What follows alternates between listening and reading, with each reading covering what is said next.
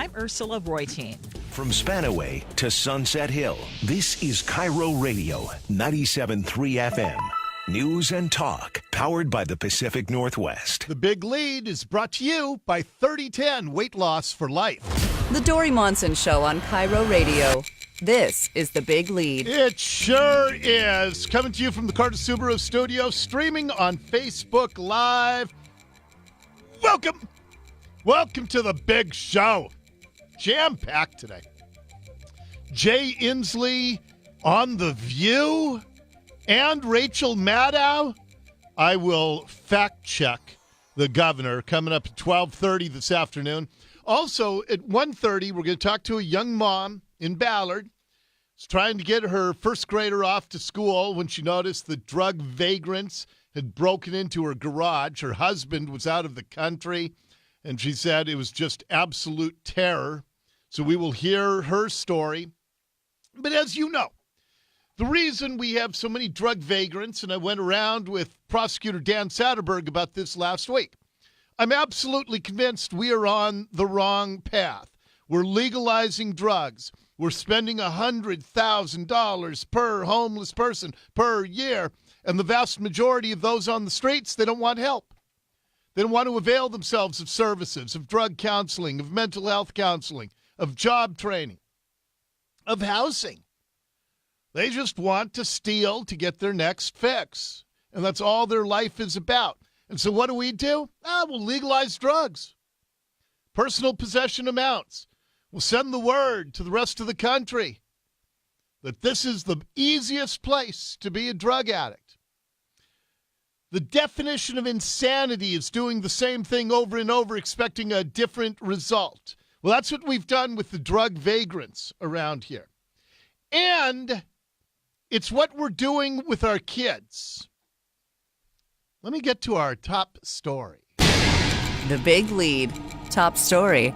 Man, this is really sad.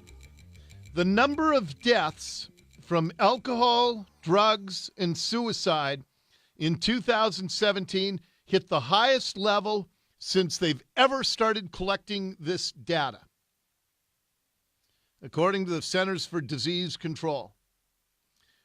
National rate of death from alcohol, drugs, and suicide rose to 46.6 deaths per 100,000 people. That's a 6% increase. Suicides went up 4%.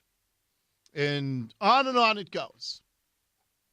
How can that be? When we have spent the last 25, 30 years with a new model of how we raise kids. And, you know, the joke when I first started on the air 20 years ago was the every kid gets a trophy thing. Sixth place soccer team. Trophies at the post-game party or the postseason party. Something I would never allow on the teams that I coached. You know who gets a trophy? Champions. Nobody else has earned it. Nobody else deserves it. But it'll build self-esteem. And then at school, we have safe spaces, and we have schools spending as much time on social justice initiatives as they do on math and rating. Schools are all about inculcating a mindset, brainwashing kids about global warming, about gun control, inspiring unbelievable levels of fear in our children. You're going to get shot up at school if you don't tell your parents to vote to lock up all the guns.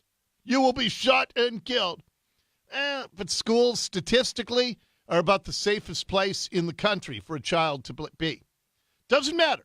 We'll use our kids as pawns in adult social justice causes. And so you have a bunch of kids who think the world is going to end in 12 years because of climate change. You have kids who are nervous wrecks because they are absolutely convinced, again, by adults who are using the children to manipulate their minds to try to make a social justice cause. Kids are convinced they're going to get mowed down at school by a gunman. Then they get to college, where we have safe spaces. And if somebody says something that hurts your feeling, it's not that you're too sensitive, it's that they are a horrible, hurtful person. And we will no longer tolerate that on college campuses. Nobody will be allowed to say anything that makes people sad. And what have we gotten for all of this? The highest alcohol, drug, and suicide death rate since record keeping began. So let's connect the dots here. Why is that? Well, there are a bunch of reasons. One is the fracturing of the families, the number of single-family parent homes, kids growing up without a dad or a mom. That's not an indictment of single moms and dads, many of whom I know who have done a fantastic job.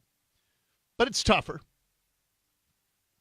And I essentially grew up without a dad. He was around once in a great while.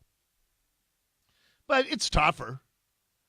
But it's not the type of thing that's impossible to overcome.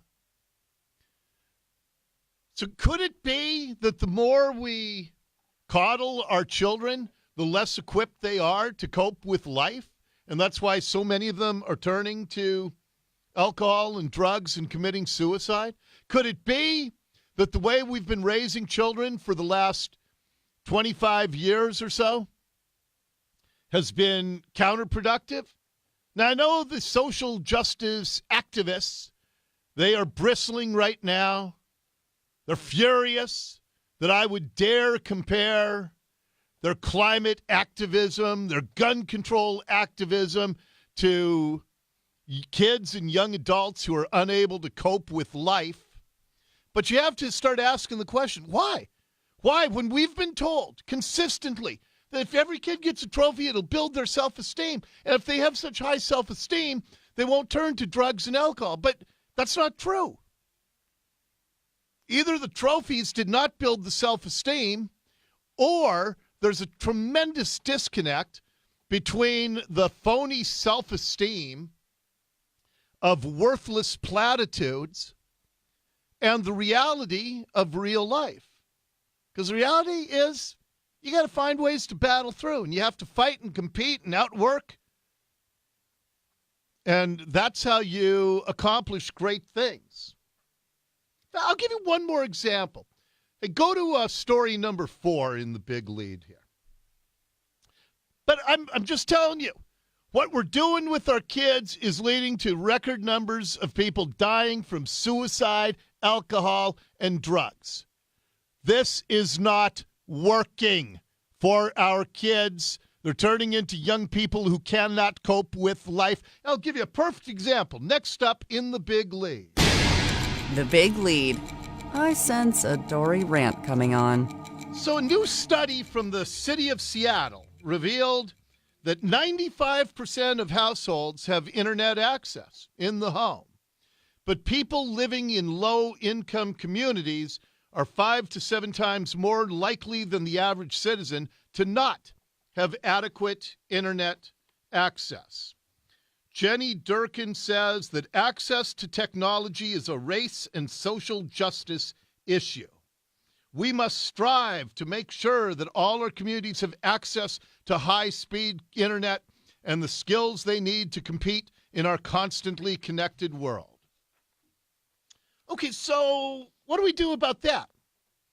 Well, according to Jenny Durkan, the city of Seattle should spend a fortune in tax dollars to lead the way on digital inclusion.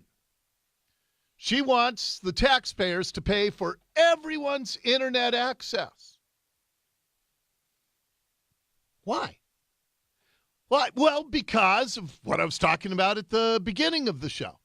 Because they need to take care of everybody, and then that will raise their self-esteem, and then they'll be on an even keel with everyone else, and it's all bull. Look, having grown up quite poor, I'll tell you what I didn't. the 60s, 70s version of no internet access. Every single one of my friends had color TV. Oh, man. I loved going to my friends' houses to watch TV because all we had was a crappy 19-inch black and white. Ugh. It was awful. Now, what would the solution have been? Should government have bought us a color TV? No. The solution, as I figured out many years later, was if I want something, I got to go to work. So I started working when I was 12 at Food Town on Sunset Hill. And I have had a job every day of my life since then, since I was 12, because it was the only way I was going to get the stuff that my friends and their families had. You know what we should do to all the families that don't have internet access? We should go to them and say, you need to get a part-time job. There are lots of them.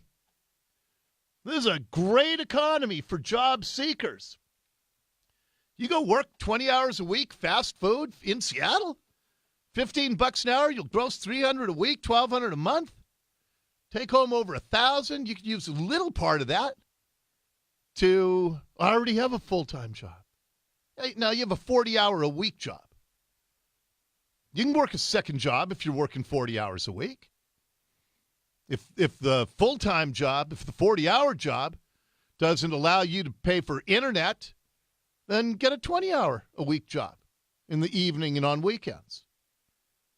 I have to take care of the kids. Have the kids get a 20-hour-a-week job if they want internet access. Make sure you put porn blockers on all the kids' internet access, for crying out loud. But instead, it's no. Government has to tax other people to get you internet. You want another solution? Go to the library. They have free internet at the library. I give a couple $100 a year in my property taxes to the library. But the more we have gotten to, as I said at the beginning, that government will make sure we enhance your self-esteem. We'll start teaching you in pre-K that gender is fluid. No confusion in minds there. We'll tell you that you're going to get gunned down at school. We'll tell you that the earth's going to end in 12 years if your dad drives a pickup truck or your mom. You don't have internet? Oh, we'll tax somebody else and we'll give it to you. It's not working. We got to start empowering our kids. We got to stop scaring the bejeebers out of them with phony adult causes. We've got to teach them the merits and the nobility of working for what you want, achieving it yourself. We're going in the wrong direction. Whether we're talking about drugs on the streets of Seattle, the alcohol, drugs, suicide rate, particularly with millennials, but goes to all ages, these stats. The more government has decided that it's going to make everything bubble wrapped for us, the more we figure out that we can't cope when it's time to go out in the world on our own. Next up in the big lead. The Big Lead, Bizarro World. And then you have this socialist mob that was at Seattle City Hall yesterday. So here's the thing. I'll give Jenny Durkan some credit now. So Jenny Durkan has a nominee for Human Services Department Director. And he's been doing the job on an interim basis, Jason Johnson, for about 9 months.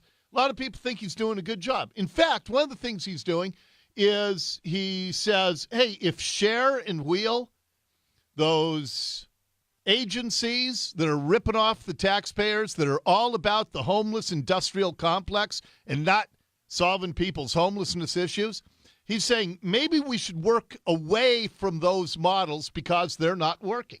In other words, this guy dares say what I've just been saying. If something's not working, maybe it's time to take our money and put it elsewhere instead of the rackets that is the homelessness industrial industry. Oh, but they have done a great job, groups like Sharon Wheel, of brainwashing the socialists who are there with Sawant. And so they were down, just shouting down the council yesterday. I said 249. At 249. Okay. Sir, if you don't stop, then I'm going to have you removed. No, they're little babies. They're people who have never grown up because they've never had to grow up, because they have people like Sawant saying, vote for me and I will run your life for you. And so they're like 4-year-olds, these socialist alternative mob members. When our homeless neighbors are under attack, what do we do? When our homeless neighbors Okay, are sir, under please attack, have a seat. what We're do done. we do? Shut off the mic. That's right. So this mob went on throughout the meeting yesterday. And I tell you what, I don't know how anybody would want to be a Seattle City Council member. Deborah Juarez, she's sitting there trying to encourage people to settle down. But you got to just deal with nut jobs every second of every day if you're on the Seattle City Council. Okay, so can I just, Dodi, before you start the time, there is a reason why I talked about us acknowledging that we are an indigenous land and behavior. I would hope that everybody would listen to what other people have to say. This isn't a rally, it's public comment. And everybody has a right to be heard, even if you disagree with them. Democracy cannot live in a swamp if we don't like each other. We at least have to listen to each other. And that's all I'm asking you to do, is to listen for 1 minute. I like that. Democracy cannot live in a swamp if we don't like each other. We can live in a swamp if we like each other. Here's a social alternative guy calling Durkan a bully because she wants to. By the way, this guy's greatest sin isn't that he wants to take money away from Sharon Wheel unless they can show results, but he's a white guy. And that's what they really hate, is that he's a white guy. On the other hand, it's not surprising, given the corporate backers that Mayor Durkan has made herself accountable to. Her actions amount to nothing less than bullying, and to defeat a bully, we have to stand up. I'm really inspired to see so many people here today doing just that. So they're standing up to a guy who wants to reform and says, maybe the path we're on hasn't been working. Here's another socialist alternative guy. I think that's absolutely atrocious. I think it's the type of bullying, intimidation tactics that I would expect from Donald Trump, from Jeff Bezos, and frankly, I'm not surprised that a mayor who took $350,000 from Amazon would stoop to that level. But I think that our council members have a responsibility to say no. So you got a bunch of brainwashed adults that have the thinking ability of children who shout down the city council meetings, and more of the sewage that is Seattle government just perpetuates itself because Sawant still has a toehold. And shame on those voters who put her in there, and the rest of the socialists who are part of this council. That is your big lead this hour. The Big Lead on KIRO Radio. Woo! And after Ursula checks the news, Jay Inslee on with the ladies of The View. Pinch me. It's my greatest dream coming true. Audio next on the Dory Monson Show.